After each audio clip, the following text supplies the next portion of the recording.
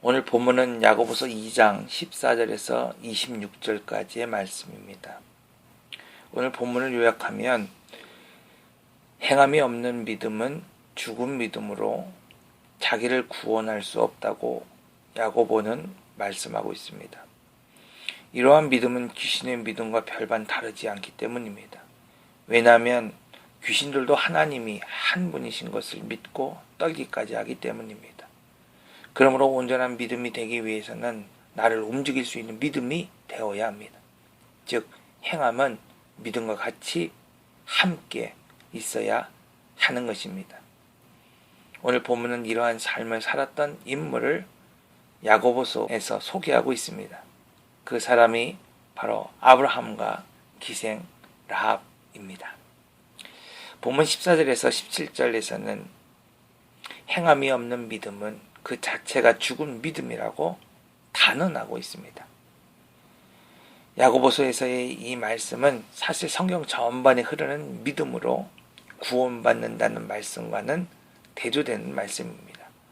그러므로 이 말씀을 이해하기 위해서는 당시의 시대적인 배경을 반드시 이해하고 있어야 합니다. 바울은 오직 믿음으로 구원받는다는 진리를 강조하지만 야고보는 행위를 오히려 강조하고 있습니다. 그 이유는 야고보서의 수신자가 흩어진 12지파였기 때문입니다.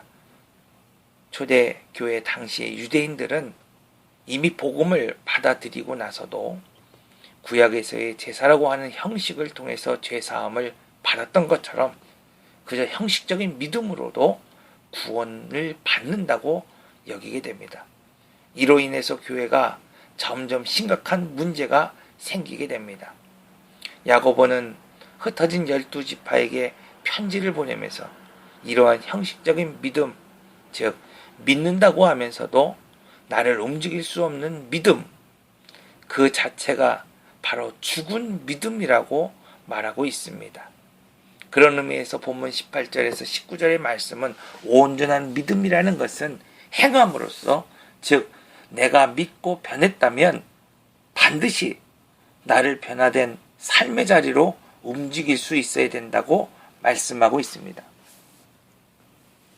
사랑하는 성도 여러분, 오늘 많은 사람들이 믿음을 이야기할 때에 믿음은 거저주신 하나님의 선물이므로 믿음 또한 값싸게 취급하는 경우가 있습니다. 이러한 사람들은 오늘 성경에서 말하고 있는 것 사람처럼 행함이 없는 믿음, 즉 나를 움직일 수 없는 믿음을 가진 자입니다. 믿음은 하나님이 우리에게 실제로 값없이 선물로 주셨습니다. 그러나 믿음을 값없이 주셨기에 그 가치마저도 값이 없는 것은 결코 아닙니다. 그러나 많은 사람들이 이 믿음을 값없다고 여기기에 십자가 앞에서 나의 죄를 철저하게 못 박지 못하고 이론적으로만 죄인이라고 고백하는 사람들이 점점 생겨나게 되는 것입니다. 그러나 이러한 사람들은 결국 오늘 본문에서 말하는 것 같이 귀신이 자기의 지식과 감정으로 하나님을 인정하듯이 하나님을 인정할지는 모르지만 구원에 이르지 못하는 죽은 믿음을 가진 자입니다. 누가복음 8장 28절에서는 귀신이 하나님의 아들 예수여, 당신이 나와 무슨 상관이 있나이까? 당신께 구하노니 나를 괴롭게 하지 마옵소서, 이렇게 이야기하고 있습니다. 즉 귀신은 예수님을 믿고 떤다고 하면서도 예수님과 자기와 상관이 없다고 말하고 있습니다. 오늘날 많은 사람들이 누가복음 8장 28절에서의 이 귀신과 같이 하나님을 믿고 하나님의 백성이며 거룩한 성도라고 말하면서도 결정적인 순간 하지만 내 삶에 관여할 수 없습니다라고 말하고 있습니다. 며칠 전 한 집사님과 대화를 할 때 그분이 하신 말씀입니다. 자신이 하고 있는 일이 잘 풀리고 모든 것이 순탄할 때 하나님께 무엇인가를 소원하였는데 어느 순간 그 일들이 막히고 사업에 어려움이 닥치니까 그때의 소원을 잊어버리고 사라질 만큼 혼란스러운 시간을 겪었다고 고백하였습니다. 믿음이 신실한 성도도 어려움이 닥치고 문제가 생기니까 그 짧은 순간이었지만 혼란을 겪게 되었습니다. 하물며 겉으로는 믿음이 있는 것 같지만 나를 움직일 수 없는 죽은 믿음을 가진 사람의 태도는 어떻겠습니까? 여러분은 여러분의 자녀의 진로 문제 앞에서, 그리고 자신의 삶의 중요한 순간에,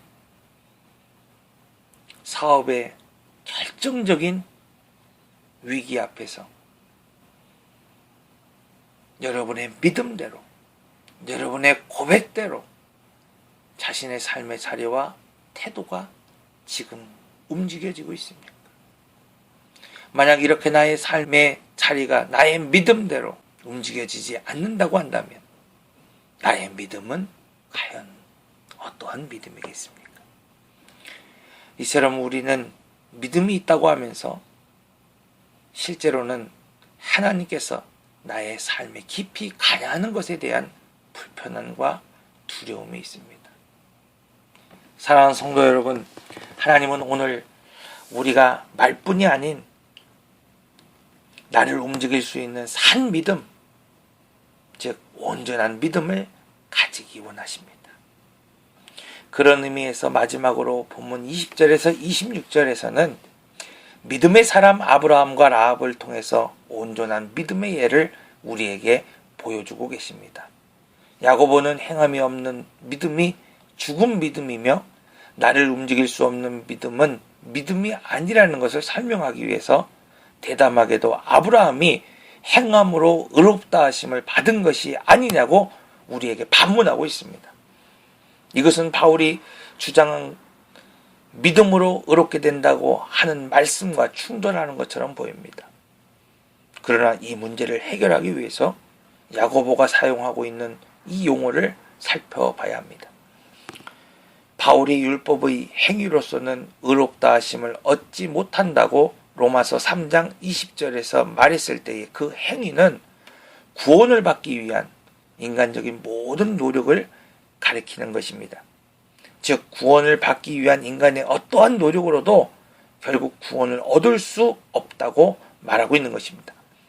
그러나 야고보가 말하고 있는 행함은 어떠한 사람이 그리스도를 믿고 난 후에 그의 삶의 자리에서 믿음을 전제로 한 행하는 모든 행위를 가리키는 것입니다. 즉 이 행위는 구원을 받기 위한 인간적인 노력으로서의 행위가 아니라 예수를 믿는 믿음의 자녀로서 자신의 믿음을 표현하는 행동과 자세를 말하고 있는 것입니다.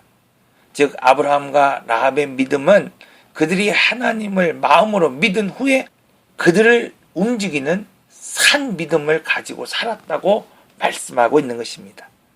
사랑하는 성도 여러분, 우리는 이미 하나님을 믿고 구원 얻은 하나님의 자녀이며 하나님의 백성입니다. 그러나 우리의 이 믿음의 확증은 우리가 이렇게 주님을 믿은 후에 그 믿음을 근거로 한 나의 삶의 자세와 태도가 지금 나를 믿음의 자리로 옮기고 있는가, 아니면 여전히 죄의 자리에 머물러 있는가를 보면 알 수 있는 것입니다. 그러므로 오늘 본문은 나를 움직일 수 있는 믿음, 즉 온전한 믿음을 가지라고 말씀하고 있습니다. 이 새벽을 통해서 우리 자신의 고백처럼 내가 믿은 하나님, 나의 삶의 주인 되신 예수님으로 인하여서 나의 삶을 움직일 수 있는 온전한 믿음의 사람이 되도록 다시 한번 결단하고 이러한 온전한 믿음의 삶을 회복하는 귀한 시간이 되시기를 바랍니다. 함께 기도하겠습니다.